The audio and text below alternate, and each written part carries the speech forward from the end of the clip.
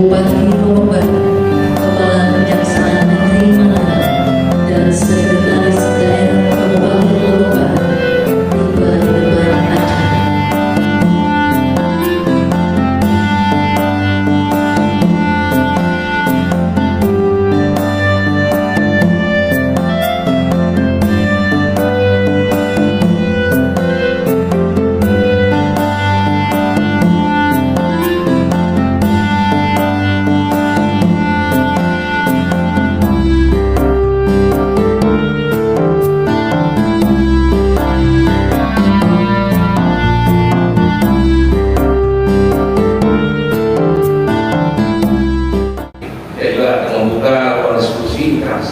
Silakan Bapak Ibu Kades ya, berikan masukan, harapan dan tanya penting terkait dengan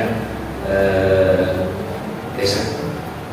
Sekali lagi Bapak Ibu yang saya hormati, kali ini acaranya penting sekali ya, sesuai dengan judul acara ini, yakni sosialisasi pengelolaan dana desa yang akuntabel untuk mencari tindak pidana korupsi. Sekali lagi, mudah-mudahan ini kan bisa memberikan pemahaman yang lebih paripurna ya, terkait dengan bagaimana menata kelola program yang akan sumber dana dari dana desa. Jadi saya dapat menyampaikan secara singkat. Selanjutnya kami mohon Pak Jari dan Pak Bupati memberikan arahan petunjuk sekaligus membuka acara. Demikian yang dapat saya sampaikan. Terima kasih atas perhatiannya. Assalamualaikum warahmatullahi wabarakatuh. Waalaikumsalam. Assalamualaikum warahmatullahi wabarakatuh.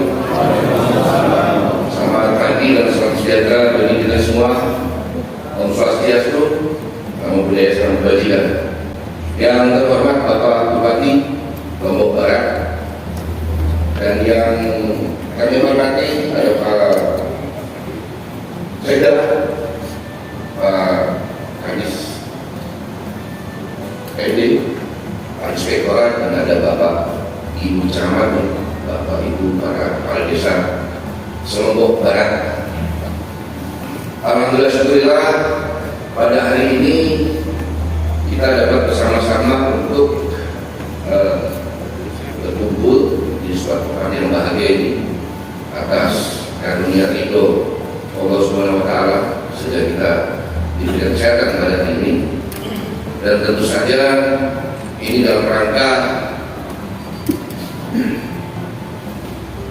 kalau dari judulnya, penerangan hukum sosialisasi pengelolaan dana desa yang akuntabel untuk menghindari tindak pidana korupsi. Bapak Ibu, dalam hal ini memang dalam pengelolaan dana desa ini tentunya harus kita sering sharingkan bersama. Dan tentunya seperti yang kita ketahui, korupsi ini merupakan fenomena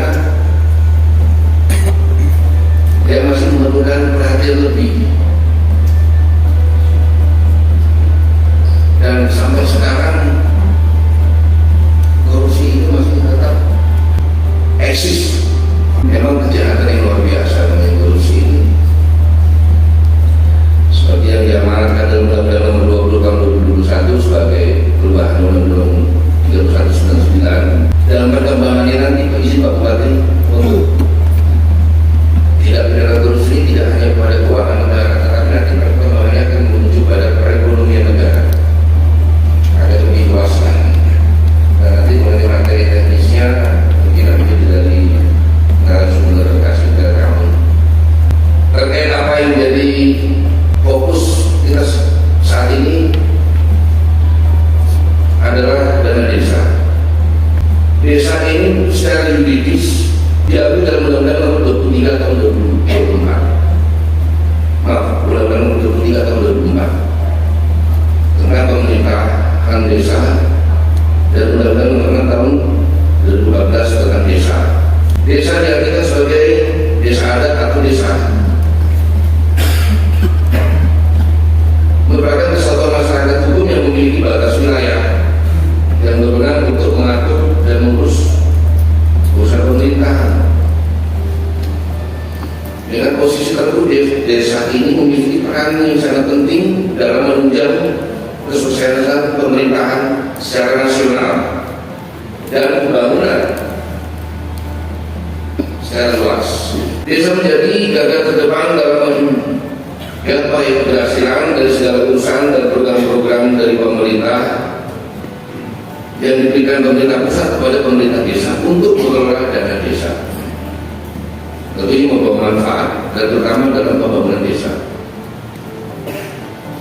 Namun demikian pengelolaan tersebut jika tak diimbangi dengan kesadaran hukum justru akan membawa kesulitan bagi aparat desa, juga menimbulkan kerugian bagi warga negara. Padahal desa merupakan cikal bakal terbentuknya masyarakat pemerintahan di Indonesia. Jauh sebelum bangsa-bangsa modern terbentuk, kelompok desa atau masyarakat adat dan lain sebagainya telah menjadi bagian penting dalam suatu tatanan negara. Oleh karena itu, pencegahan untuk terjadinya tindak pidana korupsi di desa perlu kita laksanakan untuk mendapatkan tata kelola pemerintahan desa yang baik dan mampu mensejahterakan masyarakat desa. Itu intinya. Terima kasih. Semoga sosialisasi nanti yang akan berjalan seperti yang disampaikan Pak Kadis PMD tadi, bersama-sama untuk sama-sama diperhatikan, sama-sama untuk dilaksanakan dengan baik dan keluar dari tempat ini tentunya diaplikasikan di dalam kegiatan sehari-hari. Terima kasih atas perhatiannya. Mohon maaf atas kata-kata yang tidak berkenan. Wabillahi taufiq wal hidayah. Wassalamualaikum warahmatullahi wabarakatuh. Bupati Lombok sekaligus membuka acara secara resmi kepada yang terhormat Bapak Haji Fauzan Khalid SAG MSI. Disilakan. Bismillahirrahmanirrahim. Assalamualaikum warahmatullahi wabarakatuh. Innalhamdulillah wassalatu wassalamu ala rasulillah wa ala alihi wa ashabihi wa wala. Selamat pagi, salam sejahtera untuk kita semua. Om Swastiastu. Yang saya hormati Pak Kajari, yang saya hormati Pak Sekda, Pak Inspektur, Pak Kadis PMD, para camat, Bapak Ibu sekalian, para kepala desa, para lurah, hadirin peserta sosialisasi yang saya banggakan. Tadi Pak Kajari mengawali sambutannya dengan menyampaikan pentingnya kita semua menyadari dana yang dikelola oleh instansi pemerintahan mulai dari tingkat pusat sampai dengan tingkat yang paling rendah, mungkin desa atau kelurahan, itu adalah dana negara, dana masyarakat, bukan dana pribadi. Karena itulah kemudian diatur berbagai macam regulasi, cara, prosedur, dan bahkan termasuk asas manfaat dari penggunaan dana-dana itu. Dalam kesempatan ini alhamdulillah saya berterima kasih Pak Kajari dengan kegiatan jaksa tamu desa. Tamu itu masuk Pak Kajari, jaksa tamu desa. Tapi kalau kejaksaan keliling ke desa-desa itu tidak mungkin. Ya, karena Kejaksaan Negeri Mataram ini 2 kabupaten 1 kota, belum lagi aparaturnya sangat sedikit, jumlah desa dan kelurahan di Lombok Barat, di Lombok Utara, sama Mataram itu kurang lebih 150. Jadi baru bisa mungkin 5 tahun Pak Jari baru tuntas. Akhirnya kemudian diambillah inisiatif setelah diskusi antara Kejaksaan Negeri Mataram dengan Kadis PMD, diadakanlah acara pada hari ini. Bapak Ibu sekalian, hadirin yang saya hormati, ada beberapa hal yang dalam kesempatan ini ingin sekali saya sampaikan dan mudah-mudahan nanti bermanfaat bagi kita semua. Pertama, mengelola dana negara, mengelola dana pemerintah, mengelola dana masyarakat itu kita tidak bisa hanya mengandalkan niat baik, karena niat baik itu akan selalu dia subjektif, tidak akan pernah objektif, karena basisnya adalah niat baik diri sendiri. Contoh sederhana, ada orang miskin mau kita kasih uang, tapi tidak pernah direncanakan, tapi tidak pernah dianggarkan. Itu niat baik itu, tapi itu salah. Kenapa salah? Karena nanti akan muncul banyak pertanyaan. Orang miskin jumlahnya 10 misalnya, kenapa harus dikasih 1 orang? Kenapa tidak orang miskin B? Kenapa harus orang miskin A? Jadi niat baik itu akan selalu subjektif. Apalagi kemudian pembangunan fisik hanya kita dasarkan berdasarkan niat baik, akan lebih sangat subjektif lagi, akan lebih banyak lagi pertanyaan yang bisa dimunculkan ketika kita membangun sesuatu tanpa perencanaan, tanpa kajian, lebih-lebih kemudian disertai juga tanpa ada transparansi. Banyak sekali tuduhan-tuduhan yang muncul. Karena itu Bapak Ibu sekalian, para kades, kepala lurah, mohon apapun yang akan dikerjakan itu tetap basisnya adalah perencanaan. Peraturan perundang-undangan sudah mengatur siapa yang harus terlibat dan siapa yang harus dilibatkan dalam proses pembuatan perencanaan dana desa itu, dan kemudian nanti tinggal kita mengawal dalam proses pelaksanaannya sehingga tidak terjadi penyimpangan. Itu yang pertama. Yang kedua, Bapak Ibu sekalian, hadirin yang saya hormati, mohon maaf, kita ini seringkali melakukan pelanggaran dengan membuat semacam legitimasi. Contoh, seolah-olah orang melakukan itu. Misal uang bupati itu banyak gitu, banyak proyek, banyak ini sekian persen. Berdasarkan dugaan itu, kemudian kita juga melakukan. Itu sering sekali terjadi. Yang baik itu Bapak Ibu sekalian, lebih baik kita bangun karakter pribadi. Kita tidak boleh melakukan dugaan orang melakukan, kemudian itu yang kita jadikan legitimasi. Kalau orang boleh melakukan, kenapa saya tidak? Itu tidak boleh.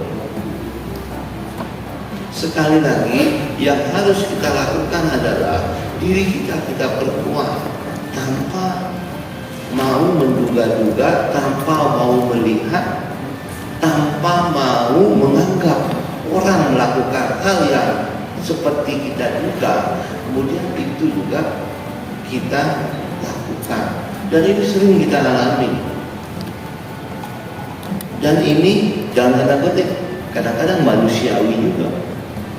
Siapa orang yang tidak mau punya uang lebih, dana lebih, dan sebagainya. Tetapi kalau basis kita kuat, insya Allah semuanya akan bisa kita laksanakan. Kemudian yang ketiga, Bapak Ibu sekalian, hadirin yang saya hormati, saya berharap Pak Kajari, kalau misalnya rekan-rekan kades, rekan-rekan lurah sudah melakukan hal-hal yang memang sesuai dengan peraturan perundangan, kemudian tapi tetap juga dipermasalahkan, ya, saya mohon pengawalan dari teman-teman kejaksaan.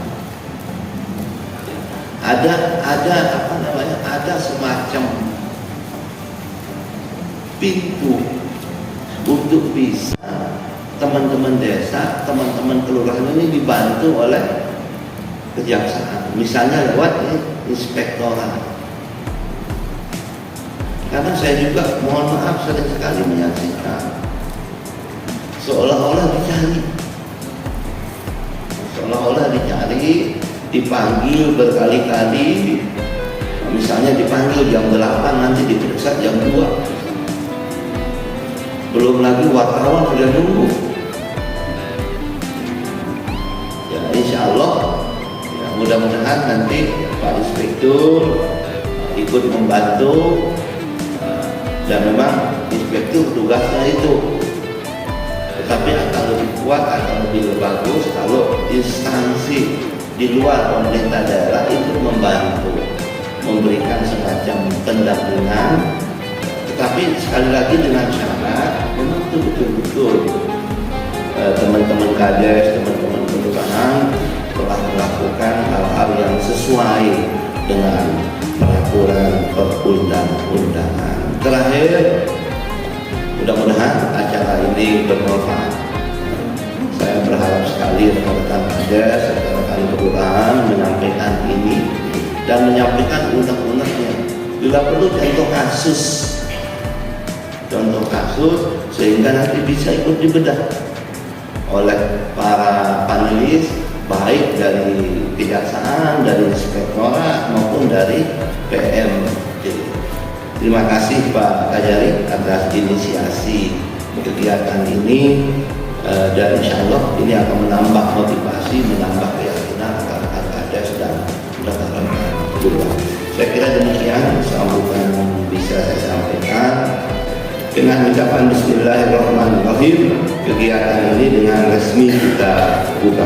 Demikian, kurang lebih mohon maaf. Bila kita berbuat hidayah. Wassalamualaikum warahmatullahi wabarakatuh. Om Santi